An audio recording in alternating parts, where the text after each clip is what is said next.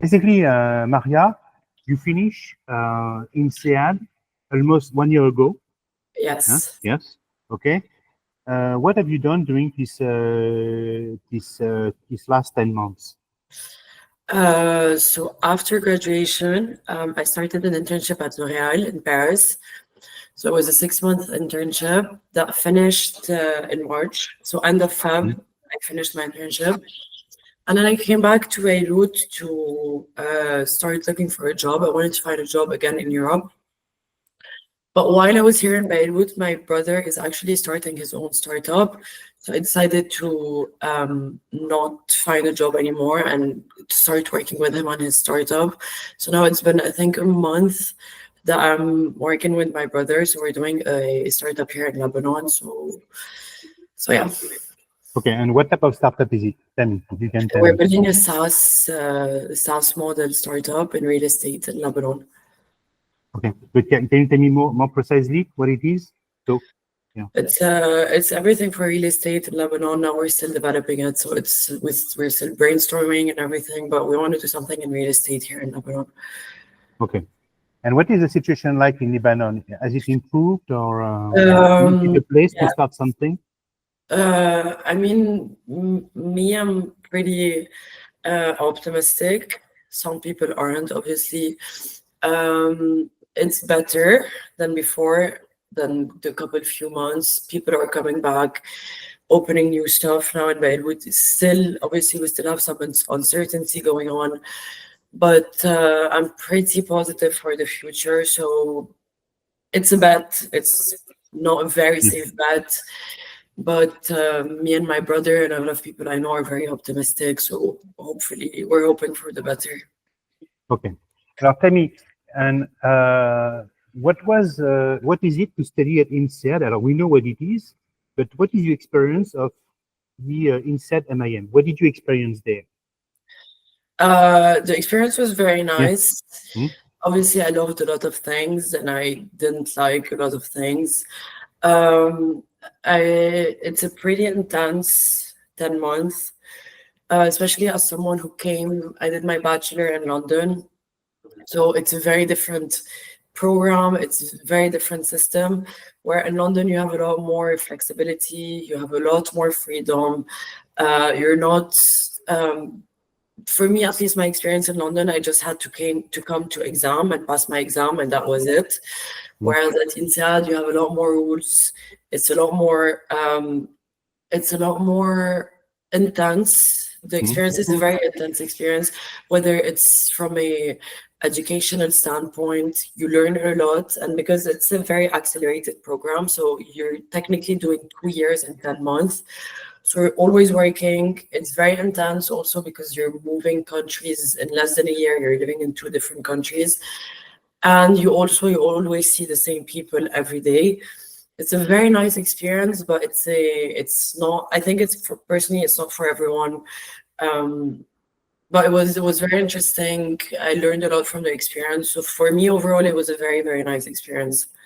Okay. And what were your favorite courses there, Maria? Which course, which professor did you enjoy most? What was very nice, I think, what I loved a lot about INSEAD is the fact that professors, you feel that they put a lot of time and research into which professor is going to give classes.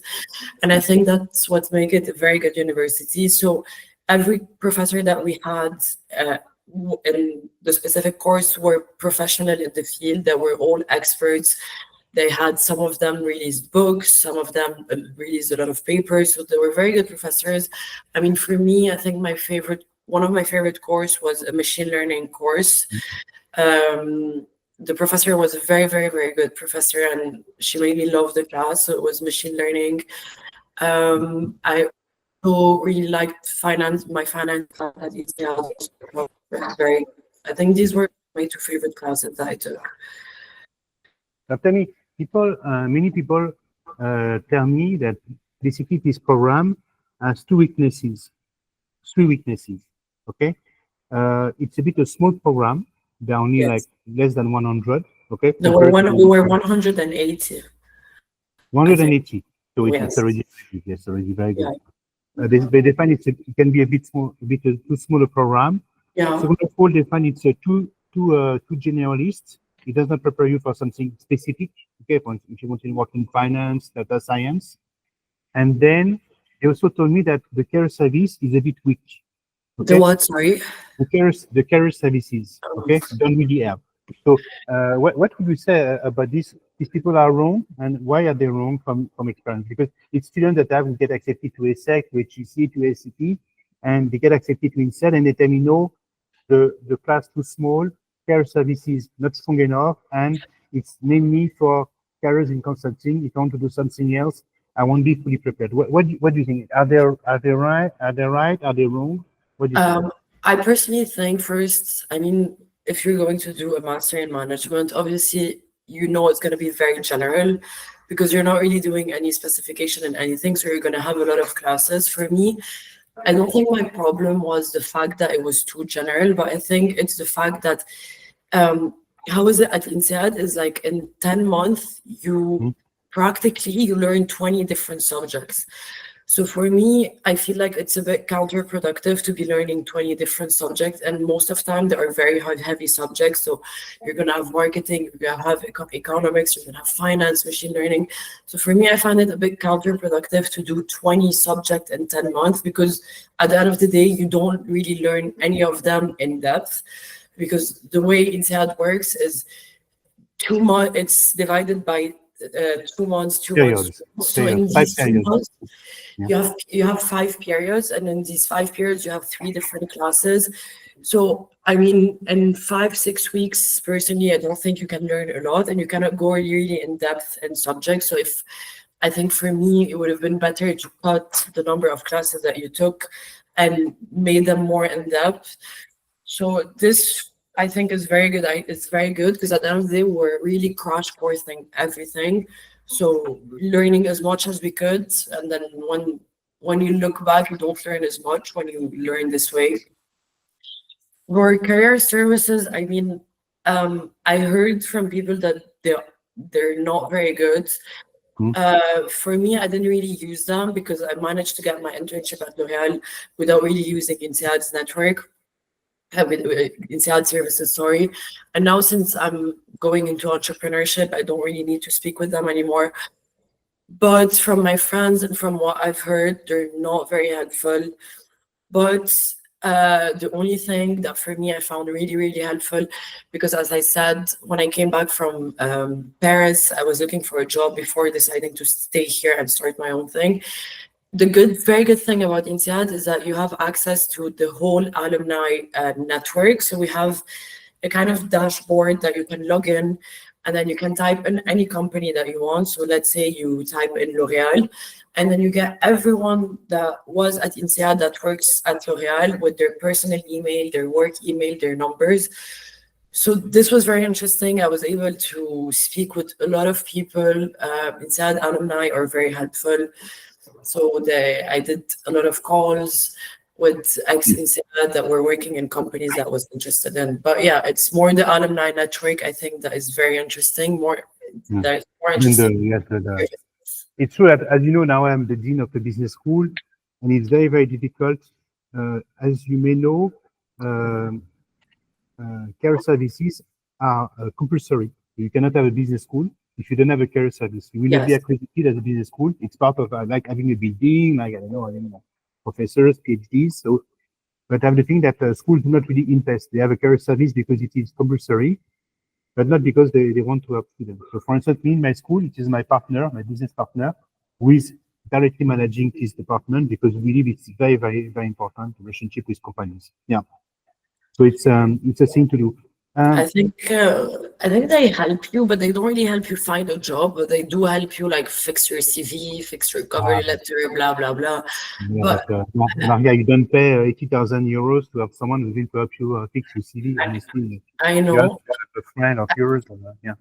For me, this is what they did with me. Like every time I used to meet with my counselor, we used to fix my CV to speak about what I want to do. She used to give me her opinion, but I don't think, now I'm not sure, but I don't think that they really put your CV out there and help you find jobs and everything. I didn't hear about it. I didn't experience it. So I don't know. But INSEAD organize career fairs. No, you have the opportunity to. Did you have interviews there? Because they have that for the MBA graduates. MBA graduates have interviews with consulting banks or whatever. You didn't have that at INSEAD. They don't have like a career fair. They don't organize a interview session for students. No. I think they did something in London at the time, which was a track that they all traveled to a fair. I'm not sure. Speaking of my experience, I didn't get any interviews from them. But again, yeah, and to come back on the consulting thing that you said, I think it's a very focused school for people that want to break into consultancy or break into finance in the future. I mean, in the class, I think more than 30% of people wanted to go into consulting. It's a very consulting focused school. And I think they do have maybe partnerships with consultancy firm. I'm not sure. But yeah, it's a very, I think, finance/consulting program. Yeah. Of course, if you want to work in finance, entrepreneurship, it's not the right place.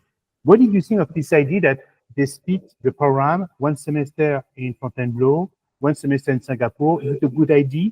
By the way, probably not. If you want to develop your network, it's not a good idea because you need to stay somewhere for quite some time if you want to develop your network. But did you enjoy as a person, I'm sure that you enjoy switching from Fontainebleau to Singapore, okay? But professionally and academically, is it a good idea? I mean, at the end of the day, you're still in Fontainebleau. So if I think I were in London or in Paris, it would make sense. But at the end of the day, to develop your network in Fontainebleau, there's not really much to do. For me, and like you said, on a personal level, it was a very nice experience because I think doing 10 months in Fontainebleau is very long and there is practically nothing to do in Fontainebleau. So the move to Singapore was a very good idea, at least for me. In terms of developing your network, I mean, you move with the same people from your cohort. So this is good. So we're all moving together. So you keep the same friends, the same connections. And the good thing is that in either campuses, you have MBAs that are in both campuses. So if you want to meet people, it gives you the possibility to meet people that are in the Asia campus and in the Europe campus. I mean, for me, it wasn't really annoying to move around. I know that for the MBA, they do have the choice to choose if they want to move or no. But as for the MIM, we didn't really have the choice. You may not move. You may not move if you want. Huh? Maria, at INSEAD, you may move, you may not move, and they also have like an extra program at Wharton. I'm sure that you have heard about this extra program. Yeah. Okay. But of course, the one of the key problems that you also have with this program is you all follow the same class. Huh? That's there's. Whereas if you do the MBA, the problem is because when you have 180 students, you cannot have a lot of electives. You cannot offer electives. If you want to have a program and be able to offer more, you need to reach at least 300 students. Before that, it's impossible. Did you enjoy Singapore? Yes, I'm sure. I'm sure that you enjoyed I really enjoyed the traveling because it's a very easy city to travel from. And I really enjoyed the fact that it's very interesting because I think never in my life I'm going to actually live in Southeast Asia. So I think for a lot of people, it's a once in a lifetime experience to be able to move to Southeast Asia and to be able to discover this part of the world. I mean, as a Lebanese, I don't really think any time in my life I'm going to go and spend more than 2 weeks, let's say, for a vacation in Southeast Asia. So this was very interesting. For me, Singapore, if I'm being very honest, was not at all my favorite city or country. I feel like it's a very, I feel like the countries surrounding Singapore are a lot more interesting and diverse, and there is like more Indonesia, Malaysia, that's what you mean, Indonesia, Malaysia. Yeah, of course. Obviously, Singapore is a very new country, but I can understand because Singapore is a hub in Asia for finance. It's a very cosmopolitan city. So for business, I think, and for a business school, obviously they're going to go to Singapore. They're not going to, I think, put their campuses, let's say, in Thailand. But no, it was a great experience from a personal and also professional standpoint. But you have to see, Maria, just that you have to understand that Singapore is an economic and financial hub. That's why a lot of the school they want to be in Singapore. As you know, you have very good school there. There is Nanyang, there is National University of Singapore. Yes. You have ESSEC, you have INSEAD, and before you're too young, but before even Chicago had a campus there. There was a Chicago campus in Singapore, and then they moved the Chicago campus in Hong Kong, which you can perfectly understand. It makes more sense to be in Hong Kong because Kellogg, my school, is also in Hong Kong. As you may know, we have a partnership with HKUST, and so that's something that that's one of the reasons. By the way, it is an educational hub as well, because you have great programs there. No, I mean it's even to do business is a very interesting country. Like the fiscality, the taxes are pretty low in Singapore. But I mean, me on a personal preference, it's not the country that I like the most. But I totally understand why universities, companies would want to go to Singapore. Anyway, you have been there for 4 months, huh? It was 4 months. Okay. 4 months. You didn't try to find a job there? No? Is it easy to find? I thought that if you're an INSEAD graduate, you can have a visa. I didn't even look into it. I didn't want to, like, 4 months for me was enough. First, I was very far from my country.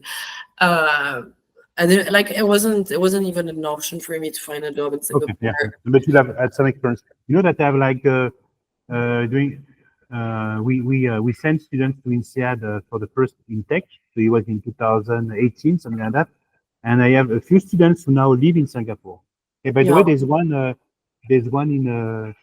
in Singapore. His name is Vincent Mehaveg. You know him because he has a Lebanese father. His name is Mehaveg. Vincent Mehaveg. He's a 2020 graduate. You know that. From the mem. And he lives there. He loves it there. He loves it there. Sorry. He loves his life in Singapore. In Singapore? He stayed there. I mean, from my cohort, I think there's also, 10 or 15 maybe that are still in Singapore since they finished the program. But wasn't really an option for me. So tell me, given your background, you speak French very well, English very well, Arabic, I guess. Why, with INSEAD, why didn't you try to work in Dubai? It's easy, you know, as a Lebanese in consulting would be very easy for you to work and you get a very good salary. Why didn't you try? Honestly, if I'm being very honest, Dubai compared to France in terms of work and salaries and taxes, Dubai is better, obviously. Yeah, for sure. But as much as like I knew it was better, I knew that in terms of career growth, anything you go to the UAE or even the GCC now, so you can go to Saudi, any of these countries would be better than go work now in Europe, which first the job market is just so bad, taxes so high, so on and so forth. But honestly, my way of thinking was I'm too young. I was still 23 upon graduation. I take my professional life very seriously, but for me, going to Dubai at 23, I know that down the line, I'm going to go there. I know that maybe I'm going to start my family, maybe when I'm 30, late 20s. But for me, going to Dubai or to Saudi at 23 is a bit of a death sentence. I don't really like the way people live life there. As much as salaries are better, it's a bit like Singapore. I don't like very new countries where you can't really walk, where it's so hot, where it's so fake. Of course, it's not Paris. It's not Paris. No, it's not Paris or London. Yeah, it's not Paris, and it's not Europe or the US. You know, where you have a nice social life. You can walk around. You can. So I know I'm going to go eventually. I know that it's a good decision to do, but I think at 22, 23 for me was too young to go to Dubai or Qatar or any of these countries. So, yeah, because you know, for instance, I have many students who are now based in the US who are Indians. As you know, MBA Center is strong in India. Yeah. And we have, and they cannot find a job in the US, so they go back to Dubai. And for Indians, it's not racist what I'm saying, because I love this country. It's a way out, and they love Dubai. Okay? Sure, because it's very, and of course they also want to make money, and so they tell me a lot of great things about Dubai and Singapore. So Indians love it there. I'm sure that you have met many Indians and in Singapore as well. But I can perfectly understand that if you want a cultural life, if you want freedom, it's not the best place to be. Yeah. But you see some people, they end up their studies and they have a lot of debts. Yeah. And the situation in their country is even worse. So they don't want to go back there. So it's a good way out. I mean, this comes from a very privileged standpoint, what I'm saying, and I know that it's very privileged for me to say I don't want to go to Dubai because I don't like the life there, and I know that salaries are worse in France. If I didn't have with the salaries that I got during my internship in Paris, if I didn't have my parents helping me, it wouldn't have been possible. So I know it's very privileged from me to say, yeah, I don't want to work in Dubai now. And I know it's not the same case for everyone. But you're right.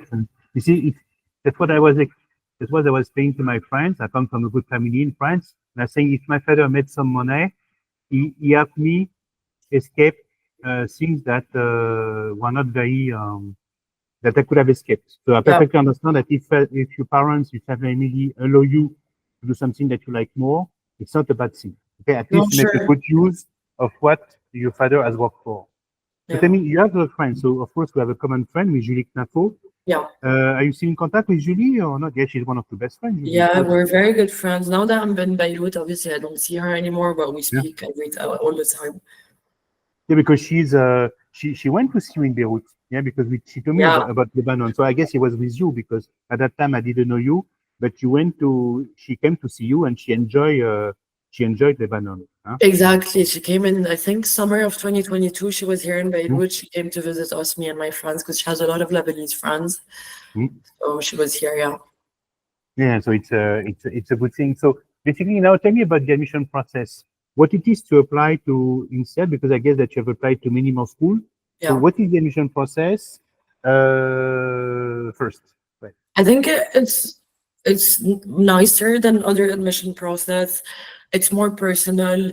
The INSEAD admission process obviously is based a lot on your grades, your bachelor, everything that's academic, but there is also a lot of personal touch. So if I remember well, in the process and the admission process, you need to put where you traveled, why you traveled. So it's a bit more a personal process. And then when you pass all of these steps, so I think you have to write some essays.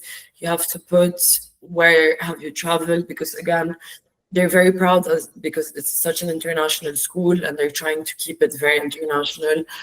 And then when you pass, I think the first step, you have an interview. Video interview called the Kira Talent. Yes, so what is the Kira Talent like? Can you explain to me what it is? The Kira? Yeah, the Kira, yeah. So the Kira is basically an interview, but you don't really have someone that's interviewing you. It's just with the computer and it records your answers. And you're going to have a question that's going to pop up on your screen. For example, I think one of my questions was one of a person that's dead that you respect or something like that. So they're just going to write up a question on the screen. You have 30 seconds to think about it, and then you have to answer it, and you're just filmed and recorded. So once you pass this step, then you're invited to the real interview. And the real interview is with an INSEAD alumni. For me, it was an INSEAD MBA alumni. I heard now they're doing memes, so people like me are now giving out interviews. So for me, it was an MBA. Also, it's an hour interview. So your aspirations, your goals, where do you see yourself in 5 years, all of these questions, your past experiences, so typical interview questions. They are very, I think, they take interpersonal skills very seriously. So other than having perfect answers and perfect education, you also need to have great character. You need to be able to make conversation. So that's also a very important point to keep in mind when passing the interview. Okay. Did you get some type of internship at INSEAD? Did they give you some type of internship? Did you get some financial support at INSEAD? Internships? Yeah. No, did they give you a scholarship? Did they give you a scholarship? No. I got the only scholarship I got was the one for LES. So it was the women's scholarship, I think. It was LBS, but for INSEAD, I didn't get any type of scholarship. And if I'm not mistaken, again, I think they're a bit more. They give, what I mean is they give out less scholarship than in, I think, other universities would. I think. Yeah. By the way, you got accepted to many more schools. So you got accepted to what? To INSEAD, LBS. To which school have you been I mean, accepted? I didn't really apply too much. My two top universities where I wanted to go was INSEAD and LBS. I did apply, I remember, to Imperial, and I applied to a SEC, and maybe a fifth one, I don't really remember, UCL maybe. But I got my answer from INSEAD and LBS way before the others. So I think the minute I got my answer from INSEAD, I didn't even track any of all other applications. I didn't even look at emails because I was so happy to get INSEAD. So I think these were, I did apply to 4 or 5, that's it. And tell me, Maria, now that it happens, as you know, you spent 3 years in London. What did you study? City, King's? What did you study in London? No, I was at Queen Mary in London. Queen Mary. So you say at Queen Mary. So, but you say at Queen Mary for 3 years, I guess. Yeah. You could have stayed in London for at LBS. You could have spent 1 year. And you know, Yes. after 5 years, you can get a sort of residency, full residency, something like that. I don't know. You don't regret not to have stayed at LBS because if you had been able to work after LBS, you will have now a sort of residency in the UK. Is it something that you regret to not to have stayed at LBS, or you're fine with that? I mean, at the time, I really wanted to leave London, and Okay. I lived there for 4 years. As much as I loved London, I really wanted to take a break from London. So that's why I was really confused at the LBS or INSEAD. And then when I got both, I was like, it's been 4 years I'm here. I know the city by heart. For a change, again, I think my answers would have been so different if today, me speaking to you, I was searching for a job. Maybe I would have thought about it, but now, as long as I'm back home, doing my own thing, being in London, being in Paris, for me, it's the same. Because at the end of the day, I'm just back home. So Yeah. No, but simply, I guess that you're French and Lebanese, no? Are you what? You're no, French and that's the Lebanese? thing. The thing is, even in London, I think I would have struggled because I have this whole story of needing to get a sponsorship. And again, London, I think it's more hard to find a job in London as a non British citizen or EU. I just have a Brazilian and a Lebanese passport. So at the end, my problems would be the same finding a job in Europe because I would need a sponsorship, sorry, everywhere. Okay. Because I guess that if you have spent 5 years in the UK, you get a residency. There's this story that you get a residency after I'm not 5 sure. years. I think it's maybe for EU citizen, Maybe for EU citizen, you believe? Okay. Yeah, I'm not sure. Yeah, because that's something. I have many students with Maria who study at BAS, and BAS is a 4-year bachelor. Yeah. And they always prefer LBS to the others because they say I will have 5 years, and after these 5 years, I will have residency, and I can stay. So basically, they are French, and they can work in the EU, plus they can work in the UK. But yes, I understand. At the same time, I guess that it was a culture shock to go from London to Fontainebleau. No, it was a big shock. No, it was. It was I mean, it was. So I grew up in Lebanon, so it's a very chaotic city, I might say. And then going to London and then ending up in Fontainebleau, where you literally have one supermarket and that's it, was a bit of a shock. But it's fine because, I mean, for me, it was fine because I'm very, very lucky that I had a place to stay in Paris. So at least during the weekend, I could go back to Paris, breathe a bit, see a bit of a city, and then come back. Take vacations from Fontainebleau. Yeah, it was a bit of a shock, but it's fine because, I mean, the program is so intense. And during the week, you don't have time. Like, you're going to go to class, then I'm going to go do an hour of working out, and then it's time for sleep. So it's so intense that the 6 months you don't even feel like it passed by super quickly. Just like that, you're in Singapore, so it's Yeah. fine. Yeah, anywhere at the same time. Because it's true that me, I'm French, and of course, if you told me that you have to go to Fontainebleau to study as a French, you'll be the last place, because for me it doesn't look serious to study in the countryside. I say I want to be at least I want to be in Paris or in Lyon or Marseille, why not? But not it's not the place, because Yeah. interaction with people is very Yeah. important. You should have seen the look on my face the day I Yeah. arrived to Fontainebleau. Because you had no idea of what Fontainebleau was. You had no idea. You thought it was a big city. No, I mean I knew it was small and I knew it was a very small village in France, but like when my dad dropped me there with my stuff and everything, and I was coming straight from Lebanon, and I get to this city like in Fontainebleau, and I'm looking around and I'm like, this is where I'm going to spend the next 6 months of my life.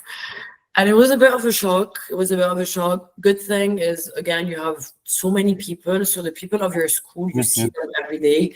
So you always have someone with who to go have dinner or to go chill at their house or whatever. You're never really alone. But in terms of activities, again, there is nothing to do. Yeah, there's nothing. Of course, when you're a Londonian like you, when you spend the first 4 years of your life abroad in the UK, it's a bit strange. Maybe you can introduce yourself to end up, because I didn't ask. Nobody knows Sure. about you, so if you can tell me more about who you are. So with Maria, obviously you have a Greek name. Doesn't sound very Lebanese, but tell me more about your story. It's a very common name in Lebanon, though. Oh, very common name. Okay. Yeah. So my name is Maria. I'm 24 years old. I'm Lebanese. I have Lebanese, half Brazilian. So I grew up in Lebanon my whole life. And then I moved to London to do my bachelor's. I did a bachelor in business and management at Queen Mary. And then after that, I did a data science boot camp at Levago in London. At that time, I really wanted to break into everything that's tech, AI, coding, machine learning. So I did Levago in London for 3 months. I didn't end up pursuing this, so it's fine. And then as we were speaking, I could continue in INSEAD. And then I went to L'Oréal because I'm someone who's very, very interested in the beauty industry. And it's something down the line. I think it was always my dream to start my own cosmetic company. So I think that's a plan in the pipeline down the line. So that's why I went to L'Oréal straight after graduating. For me, it was my dream company to work for. I love the work they do. I love the company and the portfolio that they have. And again, I came back to Beirut to actually find a job. From time to time, I was helping my brother because he was working on his startup. He's been working on it for a couple of months now. And then I realized that, like, why would I go back to corporate life when I have my brother that is literally building his own startup? And so I took the decision to stay with him. So this is our office. So I'm working here. He's working here. We're in a tiny office trying to start our own thing. And yeah, that's it. Okay, that's and what do you do in life? What are your hobbies, Maria? What are your hobbies? Do you volunteer? Do you support My causes? hobbies, I think my main hobby would be everything that is in relation with sports. I work out twice a day, every day. I try to. So I'm a very active person. I love running. I love working out in general fitness, going to work out with my friend, with my brother. So this is my main hobby. I think also I love dogs, and when I was younger, I don't do it as much now. I used to go with my mom. She's on the board of a like a animal organization here in Lebanon. So I used to go from time to time with her to dog shelters, help out the dogs. My mom loves dogs. So I think these are the main things that I do in my free time. Going to the gym, seeing my friends. Yeah. Okay, what are the 3 pieces of advice that you would give to someone who is now preparing the GMAT or the GRE and who is going to apply in October of this year? What would you advise them? I think my advice would be first, and I think that's the most important, whether it's GMAT or GRE, practice makes perfect. There isn't a way to hack the system. It's not like any other subject. You can't really find any loopholes. It's sad to say, but the only way for you to, I think, to get a good grade or the grade that you want is really to put the hours and the work in it. You need to be able to sit and do past papers, maybe do it with a friend or do it with a teacher. So you need to take the time to do it. It's fine if the first time you don't get the score that you want. Most people have to do it once, twice, or 3 times. I had to do it 2 times to get the score that I wanted. So put in the hours. YouTube videos, if you don't have any teachers, could help. Also I forgot the name of the book. It's a book, a GRE book that I got that I was working on. I think that's it. That's really what I did. For me, is I just put so much time and hours in working in the GRE, which is all very fun, but that's the standard way to go. Right. Okay, so Maria, thank you very much. I know it was not easy to find time for this interview because you told me about all that. If you want, I will talk to you better this week. We'll have someone maybe I could give you some piece of advice. Sure. But it was nice to talk to you, and it was nice to work with you. So I'm in contact with Julie. We're in contact with Julie. I said to Julie that we should become a paddle team, but she has not replied to me. I said, but we could play paddle together. We could be a team, but she has not replied to me. So I don't know. So you're a good paddle. Are you a good paddle player? I was a good tennis player, so there should be no problem. There should be no problem.